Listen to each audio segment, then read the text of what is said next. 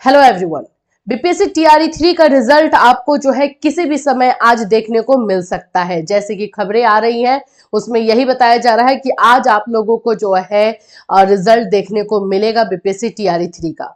अब समझो इसका इशारा क्या है। अगर बीपीएससी टीआरई 3 का रिजल्ट दिया जा रहा है, इसका मतलब बीपीएससी अब पूरी तरीके से फोकस करेगी टीआरई 4 पर। अगर टीआरई 4 को लेकर के भी अगर इंफॉर्मेशन अभी आ जाता है तो एनआईओएस वाले बच्चों के लिए क्या है, क्योंकि आप लोग लगातार हमें यही मैसेज कर रहे हो कि एनआईओएस डीएलएड जो है इस बार टीआरई 4 में शामिल हो पाएगा कि नहीं। चलिए इसी पर बात करेंगे आज कि बीपीएससी टीआरई 3 के रिजल्ट के बाद आप लोगों के लिए जो एनआईओएस डीएलएड के बच्चे हैं उनके लिए क्या क्या पॉजिटिविटी जो है निकल कर आने वाली है। सो फ्रेंड्स, चैनल पर पहली बार विजिट कर रहे हो तो चैनल को सब्सक्राइब कर लेना, बेल आइकन को हिट कर देना। यहाँ पर आप लोगों को टीचिंग से रिलेटेड इन्फॉर्मेशन, क्लासेस, सभी चीजें प्रोवाइड की जाती है। सबसे पहले तो बीपीएससी का साइट भी हम लोग अभी देख ही रहे, अभी तक ये रिजल्ट नहीं आया है, लेकिन इंफॉर्मेशन के अकॉर्डिंग आज आपको रिजल्ट देखने को मिल सकता है और कभी भी यहाँ पे रिजल्ट आ सकता है। रिजल्ट जैसे आएगा वैसे आप लोगों को इस बीपीएससी के साइट पर आना है, यहाँ से आपको इंफॉर्मेशन मिल जाएगी। सबसे पहली बात कि अगर टीआरई 3 का रिजल्ट अभी आ रहा है, जैसे कि आज हो गया आप लोग का 15 नवंबर, तो उसके बाद से टीआरई 4 को लेकर क्या हमने जैसे आपको पहले भी बताया था, टीआरई 4 आते आते आप लोगों को जो है नवंबर लास्ट आ ही जाएगा और नवंबर लास्ट तक आप लोगों को सारा इंफॉर्मेशन, नोटिफिकेशन चीजें होंगी एंड फॉर्म फिलअप दिसंबर तक होगा। तो अभी एनआईओएस डीएलएड में जैसे कि खबरें हैं और हमने आपको इंफॉर्मेशन दी भी है, पूरी तरीके से ऑथेंटिक इंफॉर्मेशन हमने आपको दी थी प्रूफ के साथ कि एनआईओएस डीएलएड में जो 19 तारीख की सुनवाई होने वाली है, 19 ऑफ नवंबर को जो सुनवाई होने वाली है, उसमें जो है डेट और टाइम दोनों फिक्स करवा लिया गया है, उसको जो है मेंशन करवा लिया गया। इसका इंफॉर्मेशन जो है विश्वनाथ सर ने आपको ट्वीट करके भी दिया है, हमने भी जो है आपको इन्फॉर्म किया है। तो अब 3:30 बजे यानी 19 नवंबर को 3:30 बजे आप लोगों के एनआईओएस डीएलएड पे सुनवाई होगी।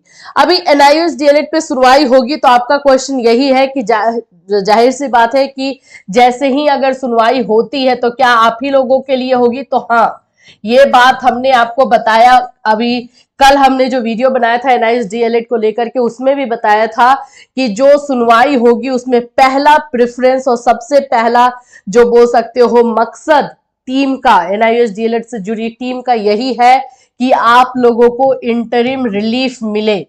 ठीक है, अंतरिम राहत आप लोगों को दिलवाई जाए और अंतरिम राहत का मतलब यही होता है कि आप लोगों को जितनी भी वैकेंसीज आ रही है उसमें शामिल किया जाए, उससे आप लोगों को वंचित ना रखा जाए जो अब तक हो रहा है। बीपीएससी टीआरई 1 की बात करते हैं तो सप्लीमेंट्री से लेकर के टीआरई 2, टीआरई 3 सभी में एनआईओएस डीएलएड को हटा के रख दिया गया था। तो उसी के लिए जो है ये फाइट की जा रही है ताकि जैसे 19 तारीख को सुनवाई हो, सबसे पहला मकसद यही रहेगा कि अंतरिम राहत लिया जाए।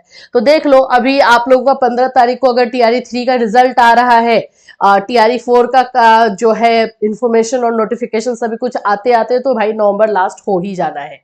कोई कुछ भी बोल रहा है आपको कि टीआरई 4 में शामिल नहीं हो पाएगा एनआईओएस डीएलएड, उन लोग को बोलने दीजिए, सुनिए मत।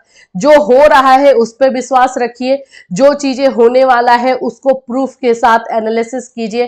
अपनी तरफ से जो है पूरी तरीके से काम किया जा रहा है कि हम इस तरह से वहां पर जाएं कि हमारी सुनवाई हो, हमें सुना जाए और उसमें फैसला भी दिया जाए। अब बाकी चीजें कोर्ट के हाथ में रहेगी, बट ये जरूर है कि एनआईओएस डीएलएड में पहला काम ये है। अब एक क्वेश्चन आप लोगों का ये बार बार आ रहा है कि अंतरिम राहत है तो अंतरिम राहत किन किन को मिलेगी।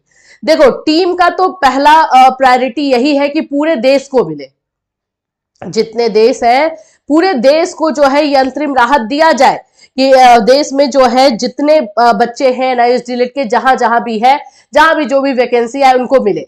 लेकिन अगर ऐसा नहीं हो पाया तो जो राज्य एमए के थ्रू गए हैं, ठीक है, एमए वाले बच्चे, एमए यानी कि जो 5 राज्य पहले गया था, 5 स्टेट्स पहले गया था और इसके बाद और स्टेट्स गए हैं, और कल हमने आपको इन्फॉर्म किया कि यूपी का भी एमए मेंशन करवा दिया गया है, तो अब यूपी भी शामिल है।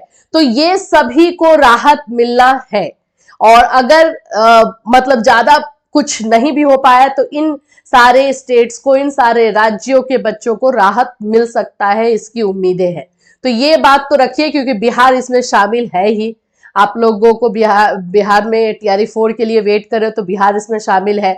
यूपी में जो है बात कर रहे हो वैकेंसी के लिए, तो यूपी वाले को भी ले लिया गया है एमए के थ्रू, तो आप लोग भी हो ही गए। तो मैक्सिमम जो चीजें यहाँ पर होने वाली है वो इसमें शामिल किया गया है।